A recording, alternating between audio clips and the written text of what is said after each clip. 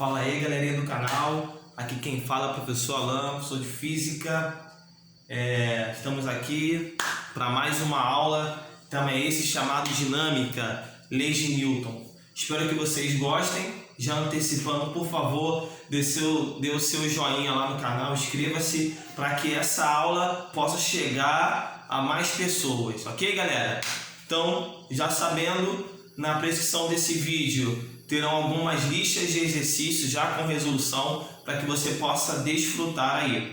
E também, se você tiver alguma dúvida, só colocar nos comentários que eu terei um imenso prazer de poder resolver, né, de poder solucionar o seu problema, responder sua pergunta, sua dúvida aí, tá bom, galera? Então, aula de hoje, como eu falei para vocês, dinâmica. Galera, quando nós falamos sobre a ideia da dinâmica, a dinâmica ela estuda a respeito dos movimentos, aquilo que você viu anteriormente, uniforme e variado, só que o intuito dela é descobrir o que causa esse movimento. Então a dinâmica ela é justamente isso, estudar os movimentos, identificando a causa desse movimento. E para a gente nesse momento, a principal causa de movimento vai ser essa grandeza denominada força. Eu coloquei aqui 3 características para força. Primeiro, força é uma grandeza vetorial. Por que força é uma grandeza vetorial? Tem um módulo, uma direção e um sentido. Pode ser chamado também intensidade, também está valendo. E força está relacionada à variação de velocidade e a unidade de medida de força é Newton. Claro que você pode ver algumas nomenclaturas como outras unidades, como sendo Dina, quilograma-força, mas a unidade do SI para força é Newton. E aí, galera, quando você estuda dinâmica e quando você estuda a ideia de força, nós não podemos deixar de falar sobre as leis de Newton, né? Temos 3 leis.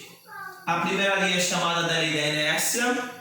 O que é a lei da inércia? Vai dizer o seguinte, é aquele simples caso de quando a pessoa está no ônibus.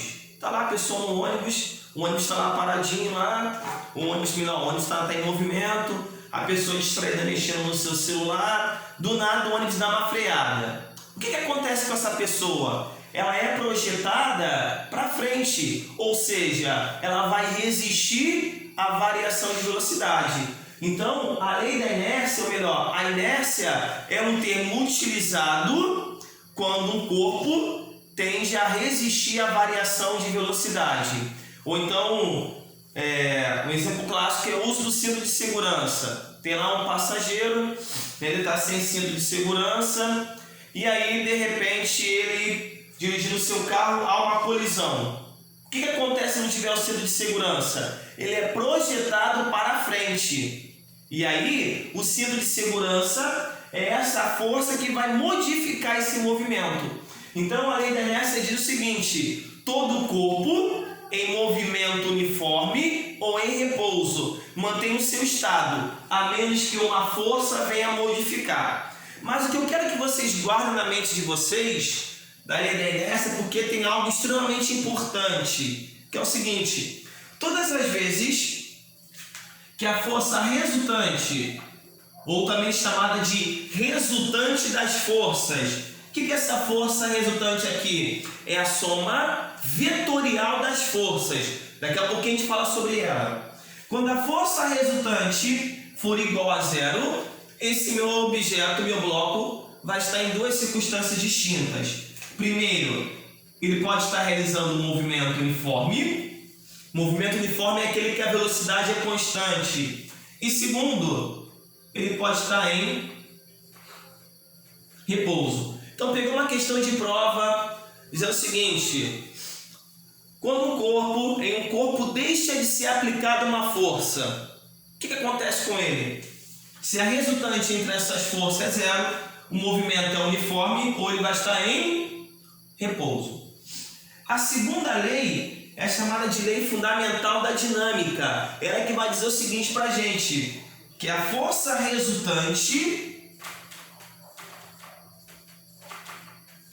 é M vezes A. Ela é que vai dizer para a gente o seguinte, que a força ela é diretamente proporcional, ou melhor, ela está relacionada com a massa e com a aceleração. Então esse M é massa e esse A é a aceleração. Vale ressaltar que essa massa tem que estar em quilograma e essa aceleração tem que estar em metros por segundo ao quadrado. Então eu quero que vocês percebam a diferença entre a primeira lei e a segunda lei. A primeira lei vai se tratar do movimento uniforme e a segunda lei, quando nós temos a aceleração, trata-se de quê, galera? Do movimento uniforme e variado. Vamos lembrar, por favor, as equações do movimento variado? Vamos lembrar aí. Qual é a primeira? Segunda? Qual é a terceira? Vamos lá? Equação do movimento uniforme e variado. A primeira, V igual a V0 mais AT.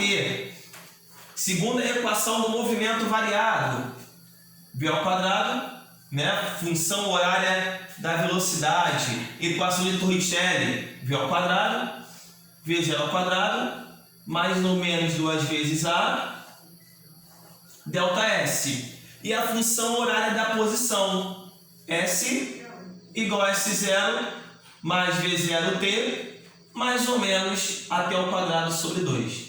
Então eu quero que vocês percebam que em um determinado momento tem questões que serão necessárias vocês não só utilizar a equação da força, mas também utilizar uma dessas equações aqui.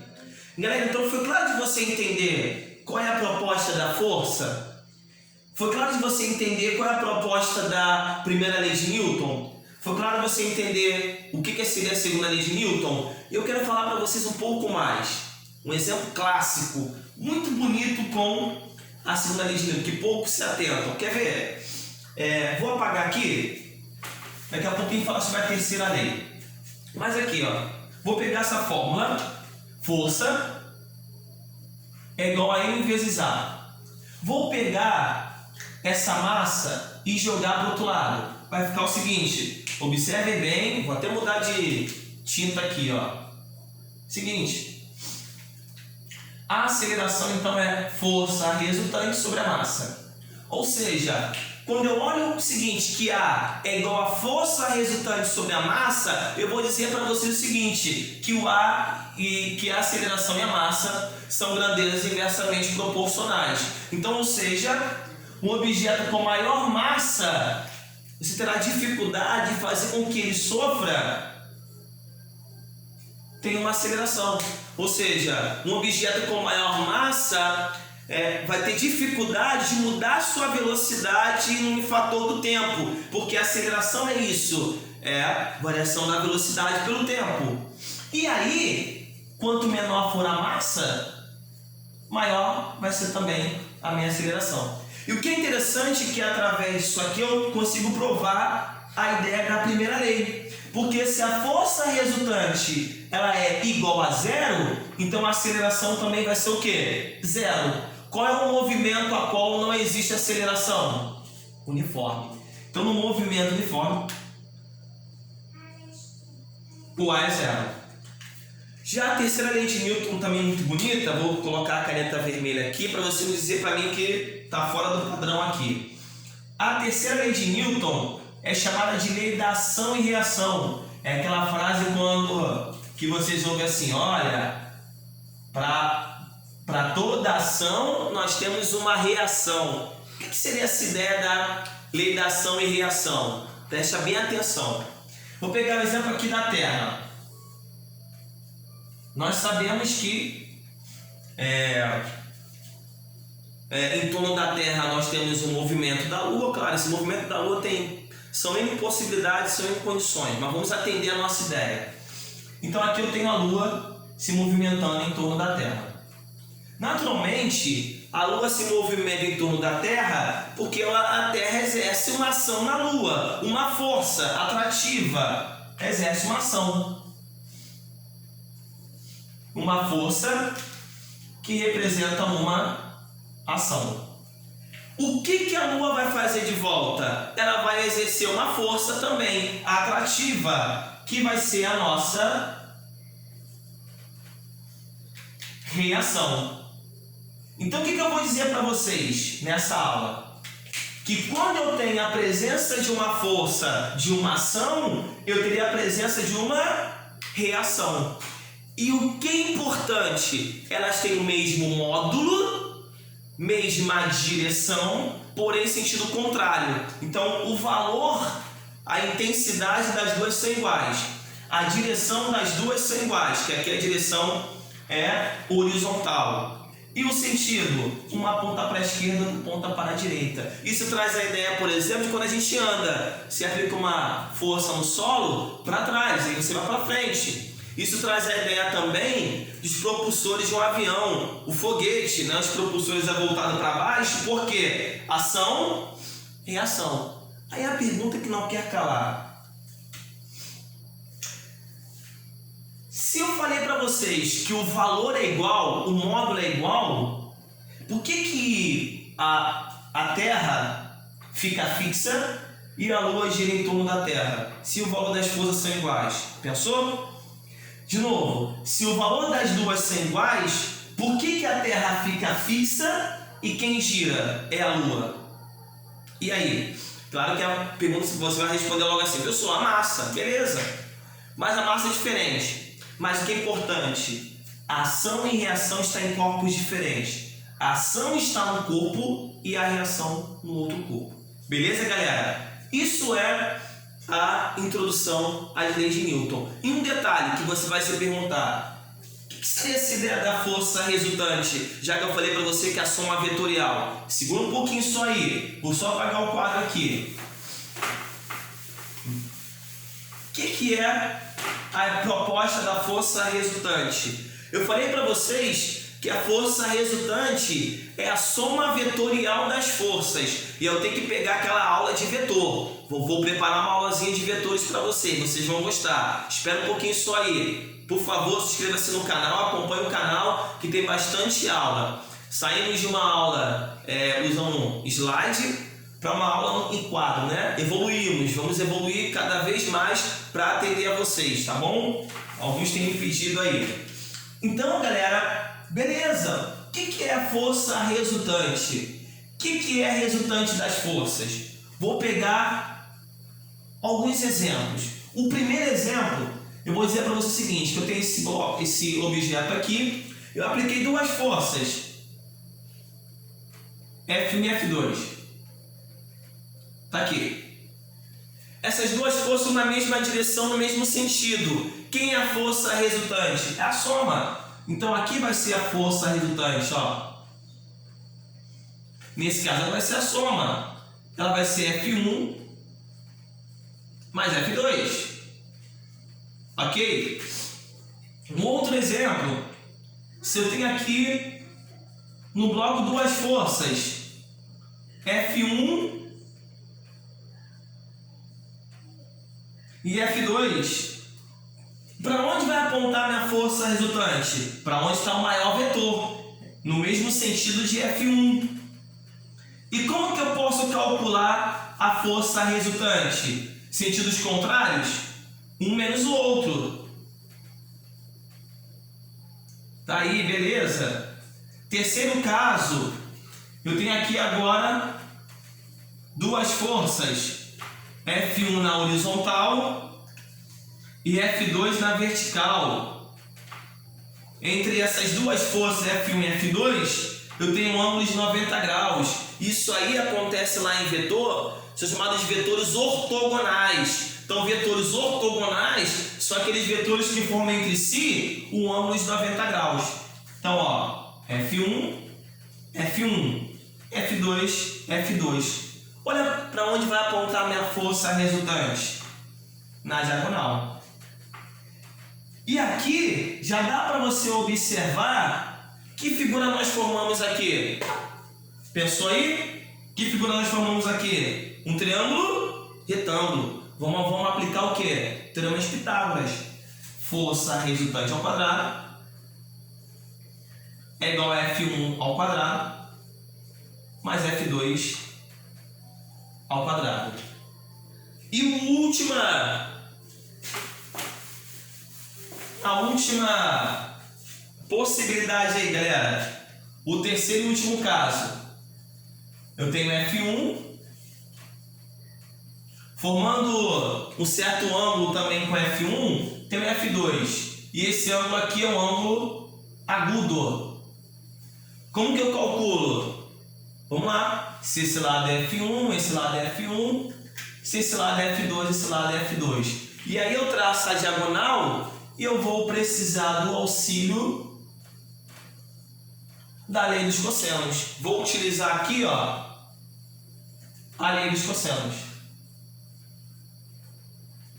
Lei dos cossenos. Força resultante ao quadrado é igual a F1 ao quadrado mais F2 ao quadrado mais 2 vezes F1 vezes F2 cosseno de θ. Aqui é mais, não é menos não. Então, galera, é justamente isso. Aquela força resultante, ou a resultante das forças que nós falamos anteriormente, lá nas leis de Newton, tá aqui, ó. Primeiro caso, eu somo se tem mesma direção, mesmo sentido. Aqui eu subtraí, mesma direção, sentido contrário. Quando são vetores ortogonais, aplico o teorema de Pitágoras. E quando entre elas há um ângulo agudo obtuso, uso a lei dos cossenos. Galera, então essa é a primeira parte das leis de Newton. Essa é a parte introdutória. E por último, eu quero que vocês entendam duas coisas, que é muito importante. É que nós temos, quando nós falamos sobre os tipos de forças, que poucos se atentam. Primeiro, tipos de forças. Primeiro, eu tenho aqui o que nós chamamos de força de contato e força de campo. O que é uma força de campo? Vou pegar a ideia de dois ímãs. Se você tem dois ímãs, é necessário você colocar um ímã em contato com o outro para que ocorra uma interação entre eles? Ou melhor, se você tem duas cargas elétricas, uma positiva e a outra negativa, é necessário você colocar as duas em contato para que ocorra a interação?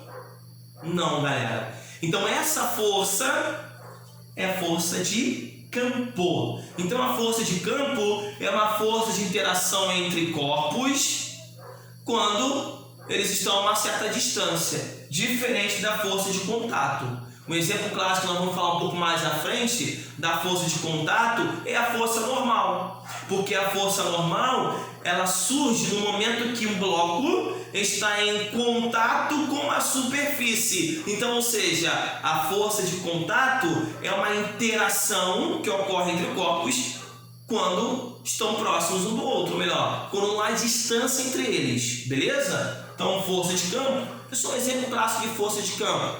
Vamos ver mais à frente. Força-peso, força de contato, força normal, força de atrito. Ok, galera? Então, é isso que eu queria passar inicialmente sobre essa primeira parte das leis de Newton. Entender que inicialmente nós vamos estudar sobre a proposta de forças e aí identificar que a primeira lei está relacionada ao movimento uniforme, segunda lei, movimento variado, a terceira lei, ação e reação. Está aqui a força resultante, força de campo e contato.